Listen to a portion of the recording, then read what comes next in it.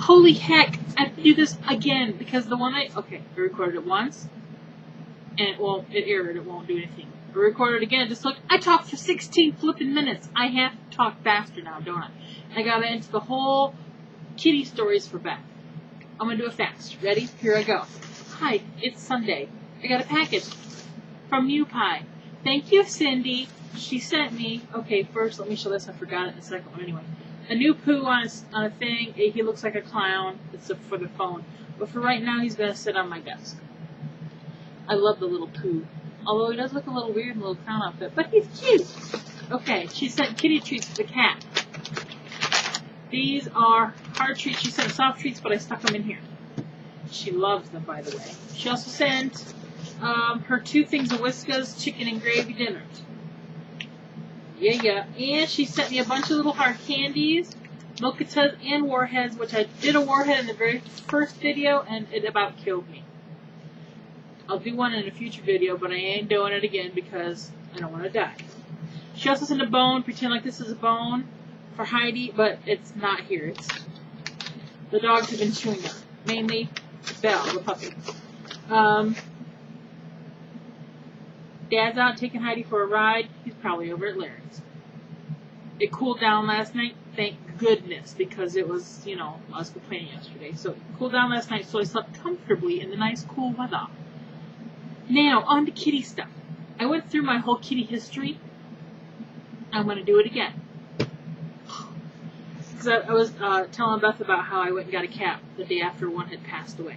So, when I was, okay, go fast, Stacy. I had a cat named Tigger. Was my very first cat. Tigger. Big, gray tiger cat. Like to roam the neighborhood. He'd come home, beat to hell. And I found out why. 3 houses down, female Siamese cat did not like him as much as he liked her. And she would beat the holy poo-poo out of him. And he'd come home, and he'd stay home for a while, and he'd go out. Well, I had him until I was probably, 12, 10, 12, I don't know. I wasn't a little kid. I was kind of like that pre-teen age. And we had him for many, many years. And he curled up underneath the couch in the basement and passed away, and I was devastated. I'm an only child, and my pet for my life, because that was who I had to play with. And I found him down there, or I saw him sleeping, and I got Dad, and Dad told me to go upstairs. And I asked what happened, and he said that Tigger had died. So we buried him in the backyard, and I was devastated, people. Oh, you just can't imagine. Or you can imagine if you've gone through this. So I said, I want to go see kitties tomorrow. I don't want to go to school. My mom went to work. Dad took me to the Humane Society. I didn't have plans on getting a cat that day, but I just wanted to go and look. And so Dad and I went, and we walked in, and it was like a cement corridor and 2 big rooms on each side, like jail, little fenced in. And one was all full of cats. They had little perches and stuff, kind of like the place that Beth had gone, and little ledges for them to sit on. And there was all these kitties, and I petted a few, because I went in the room with them. And I thought the other side was empty because I never saw any cats in there. Well, I looked across, and up on one little ledge, I saw one little fur ball, the only cat in the cage, all by herself. And it was a little black, long-haired calico, mainly black, little orange, little cream, but predominantly black. She looked really kind of mean, but the markings on her face made her look like she was mad. And I knew she was the cat I was supposed to take home. And I said, Dad, I want to bring her home. And he said, are you sure? I said, yeah. So I named her Scruffy. And we had her for many years. She kind of got connected really to me and my neighbor lady, so she kind of lived at both places. And because I was next door all the time, she'd always follow me over there. And she developed, she had seizures, and she had to take phenobarbital. So I had to give her half a pill of that every day to keep her from having seizures, because the first time she had a seizure, I freaked the hell out. Oh, it was horrible. And the phenobarbital kept them under control the majority of the time. And I remember after we had her for quite a long time, my neighbors, whenever they went away, we took care of their cats, because they had 2 of their own. And so while they were gone, Scruffy, who my neighbor lady called Sugar, had a massive seizure and passed away. And I was heartbroken. And I went through my devastation, and then it came to the realization that I have to then tell her when she gets back. So she's walking across the yard. I can still picture it so vividly in my mind. And the first thing I hear her say is, "Where's Sugar at?" I went in to go say hi to her, and she wasn't there because she slept in the side porch a lot. And I said, "I need to talk to you about her." And it was not fun. Well, then, after her, I didn't have a cat for quite a long time. And then I started dating a guy when I was 20, 21, we moved in together. 20, we moved in together. We had an apartment for about a year. But when we were looking at apartments, it was like the upstairs of a house, and it was supposed to be no pets. And my boyfriend at the time talked to the landlord, said, "My girlfriend really wants a cat. If we can have it no claws and fixed, can we get one?" And he's like, "Yes, one." So he found out about a lady who had terminal cancer and was trying to find homes for her 2 cats and dog. She'd found a home for her dog, but not her 2 cats, and both of them were declawed. And so we drove. It was a little bit south in Indiana, and she had one beautiful white cat she had on her lap, sitting on the back porch. And she said, "I have one other cat. His name's Mickey, but he's kind of shy, and he looked just like my kitty I have now, only black and white." And so she went in and had to drag him out from under the bed, and he was so scared.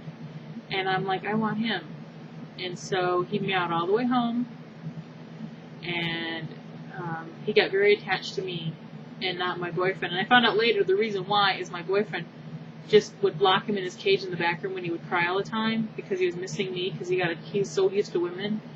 And he was not a fan of my boyfriend, and my boyfriend was not a fan of him. So when we broke up and I moved home, of course, Mickey came with me, along with several other small little critters. But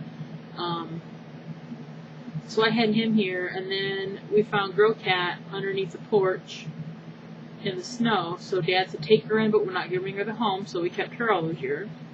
And Mickey started getting sick, and I had to do the whole take him to the vet all the time. He spent a week in the kitty hospital because we have a thing called a cat care clinic.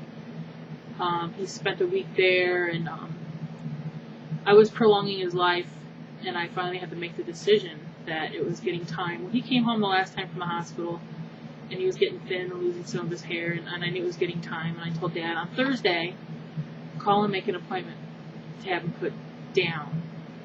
But I didn't think he was going to make the appointment that day, because I planned on coming home, finding out when the appointment was, so I knew how much time I had to spend with him. And I came home from work on a Thursday, and I went to go pet him, and he wasn't there. I said, "Where's Mickey?" And Dad's like, "I had him put to sleep." I came unglued a little, I have to say, because I didn't have the time, and I'm going to cry thinking about it, to say goodbye. And he was just gone. So needless to say, it was not pretty in this house. So I was glad I had Girl Cat to fall back on, because she knew something was up. So I had her, I was in the basement. Who's calling? Don't be calling. I'm in the middle of the story, people. Public survey. Who are they? I'm turning it down. For now. Okay. Are you possessed? So I had Girl Cat. Thank you. So I had Girl Cat. And then, she passed away. I don't know, I made a video about that. So anybody who's been with me long enough has known that was a devastating experience. I had her for 18 years. And I would have loved to have gotten a cat right away after her, but I didn't think that the parents would want another cat coming into the house. So I never even brought it up. And then one day I was at the Legion, and someone said, Larry's wife said, I mentioned to your dad that my niece is trying to get rid of some cats, but he said you didn't want another one. I said, no, I would love to have another cat. My mom was sitting next to me. I said, would you care if I got another cat? And she's like, no. I'm like, he's outvoted. So we went that weekend and picked out Kitty you see now, the camera hole. She's my camera hole cat. She's downstairs right now. But hopefully she'll be back video vlogging with me soon, now that company's gone and she's settled down. So, there were some of my kitty stories. So I've had 5. I've had Tigger, Scruffy, Mickey, Girl Cat, and Kitty. Those are my 5 felines I've had. But now I'm going to roll, because I don't want this to be any longer than it has to be. So Beth, I can't wait until your new fur baby chooses you and you choose it, to see who you get. You have a few there that I really liked you videoing. I did. Lots of cute critters. Bye.